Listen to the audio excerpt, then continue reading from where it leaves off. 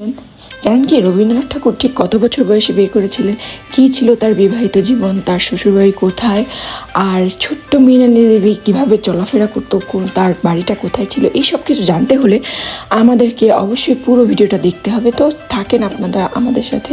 Welcome guys to my mini blog. আজকে আমরা কোথায় যাচ্ছি বলেন তো? আজকে যাচ্ছি আমরা রবীন্দ্রনাথ ঠাকুরের শ্বশুরবাড়ি। তো খুলনা থেকে যেতে হলে কত টাকা, কিভাবে যাবেন, সব কিছু থাকবে ডিটেলস এই ভিডিওতে, সাথে থাকুন, সব কিছুই জানতে পারবেন।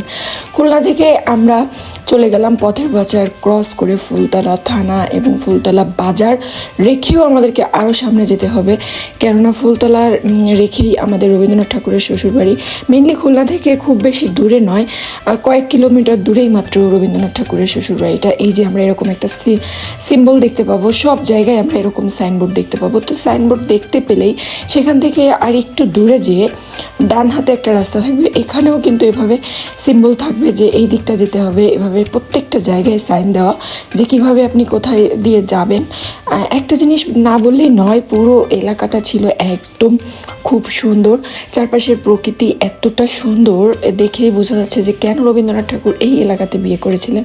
মানে গ্রামীণ একটা আবহাওয়া, দুই পাশে পুরোপুরি। এখানে দেখেন আরও একটা সাইন রয়েছে যে এই দিকটা দিয়ে যেতে হবে। আমরা কিন্তু প্রায় চলে এসেছি, এখনই আমরা পৌঁছে যাব। তো এই যে রবীন্দ্রনাথ ঠাকুরের বাসা যাওয়ার পুরো ডিটেলসটা আপনাদের দিলাম। আপনারা কিন্তু এভাবে একদম ধরে ধরে চলে আসতে পারবেন, বাইক নিয়ে আসতে পারবেন, অথবা গাড়ি ভাড়া করেও চলে আসতে পারেন। এইভাবে দেখেন এই যে সিএনজি করে অনেকেই কিন্তু তারা তার পরিবার সহ এসেছে। তো খুলনা থেকে আপনারা সিএনজি ভাড়া করে নিতে পারেন, আর বাইক নিয়ে আসলে সোজা ফুলতলা বাজার ক্রস করে আসবেন। এখান থেকে টিকিট নিতে হবে। তো টিকিট নিয়ে আমরা ঢুকে পড়লাম। আমরা অপেক্ষা করতেছিলাম একটু আগেই, কেননা জুমার নামাজের বিরতি ছিল। তো ওখানে টাইম শেষ হওয়ার পরে আসলাম, ঢুকেই দেখলাম মস্ত বড় একটা গাছ, মনে হচ্ছে কোনো একটা ঔষধি গাছ। তবে বুঝতে পারলাম না যেটা কি ঔষধি গাছ। তো ভিতরে ঢুকেই পড়লাম। বাগানবাড়ি এরিয়াটা একদম এত সুন্দর, মানে বলতে গেলে যেটাকে বলে একদম পারফেক্ট বাগানবাড়ি। আমরা কিন্তু এখন চাইলেও এরকম বাগানবাড়ি তৈরি করতে পারবো না, কেননা এত জায়গা এখনকার মানুষের থাকে না, কারণ জনসংখ্যা বৃদ্ধি পেয়েছে। তারপরে সবাই আমরা আমাদের নিজস্ব জায়গা জমি বিক্রি করে খণ্ড বিখণ্ড করে, মানে ভাই বোনেদের মধ্যে ভাগ হতে হতে এরকম জায়গা আসলে এখন পাওয়া যায় না। দেখেন প্রাসাদটা এত সুন্দর। এখানে কিন্তু রবীন্দ্রনাথের একটা ভাস্কর্য ছিল, এই পাশে ছিল মৃণালিনী দেবীর ভাস্কর্য। তো এখানে কিন্তু একটা মজার বিষয় হলো প্রাকৃতিক এত সুন্দর ছোঁয়া। এখানে চারপাশে কিন্তু প্রচুর পরিমাণে বন বাদার ছিল। দেখেন ওই যে একটা কাঠবিড়ালি দেখতে পেয়েছি। এই বাড়িটাতেই রবীন্দ্রনাথ ঠাকুর এসেছিল, তার পায়ের ধুলো পড়েছিল। বিষয়টা ভাবতেই কেমন একটা গায়ে হিম দেয় বলেন। আর ছোট্ট মৃণালিনী দেবীকে এই বাড়িতে এসেই রবীন্দ্রনাথ ঠাকুরের খুব পছন্দ হয়ে গিয়েছিল। আর তখনই বিয়ের কথাবার্তা পাকা করে, সে মাত্র 9 বছর বয়স ছিল মৃণালিনী দেবীর, তখন তাকে বিয়ে করা। আর রবীন্দ্রনাথ ঠাকুরের বয়স ছিল 22 বছর। যাই হোক, জানালাটা দেখেন, এই জানালাগুলো একদম দরজার মতো। আগে ভিতরে যাওয়ার পরিবর্তে আমরা বাইরের ওয়াশরুমটা দেখে নিই।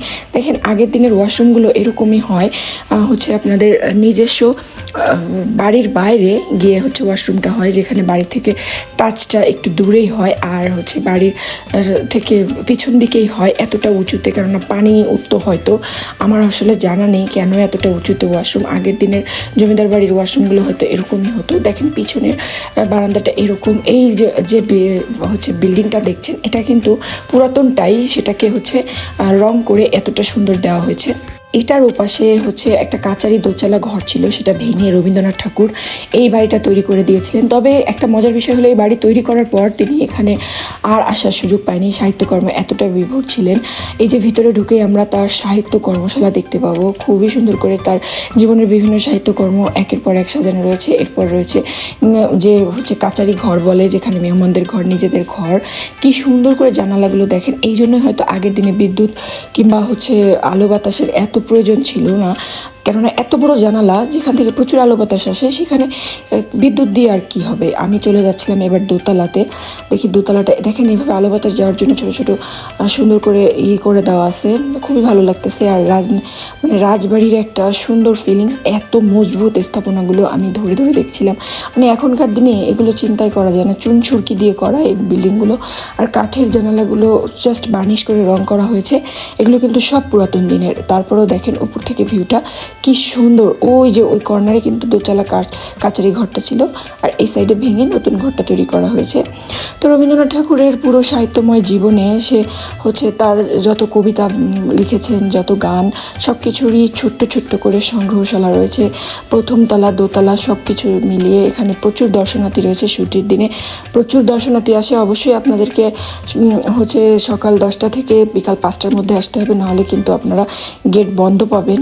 আর এখানে টিকিট রয়েছে 10 টাকা মূল্যে। মূলত রবীন্দ্রনাথ ঠাকুরের সাথে তার এই খুলনা জেলাটার খুবই গভীর সম্পর্ক রয়েছে, কেননা এই দক্ষিণটি গ্রামে রবীন্দ্রনাথের নিজের কাকির বাবার বাড়ি এবং নিজের মায়েরও বাবা বাড়ি, মানে মামা বাড়ির সম্পর্কে এখানেই তার বিয়ে করা।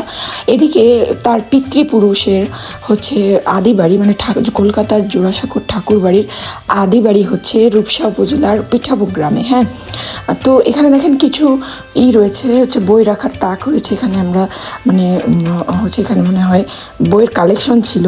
যাই হোক, এত ভালো কাঠ ছিল, কাঠ আবার উই পোকাতেও খেয়েছে, মানে এত বছর হয়ে গেছে, প্রায় 100 বছর আগের কথা। এই পাশে দেখেন এই যে ছবি তোলার মতো খুব সুন্দর মতো জায়গা রয়েছে, এখানে সবাই ছবি তুলতেছে। উপর থেকে ভিউটা এত অসাধারণ, আলপনা দেওয়া রয়েছে। আবার একটা বিষয়, বিল্ডিংটা কিন্তু দুই সাইডে এইভাবে প্রসারিত ছিল, যেটাকে ছোট করে দিয়ে করা হয়েছে। পরবর্তীতে যখন সংস্কার করা হয়েছে তখন দুই সাইডের এই বারান্দাটা আর নেওয়া হয়নি। তো আমি সেটা একটু চুরি করে ভিডিও করার চেষ্টা করলাম, যদিও ভিতরে ভিডিও অ্যালাউড ছিল না। সবাইকেই বলবে, আপনারা গেলে অবশ্যই শুনবেন, বলবে যে ভিডিও করবেন না এসেই। তারপরেও এত সুন্দর একটা জায়গা বা আপনাদের সামনে উপস্থাপন করার লোভটা আমি সামলাতে না পেরে ভিডিও করেই ফেললাম। যাই হোক, এই যে সংগ্রহশালা, আমাদের আবার যেতে হবে হচ্ছে 11 শিব মন্দিরে।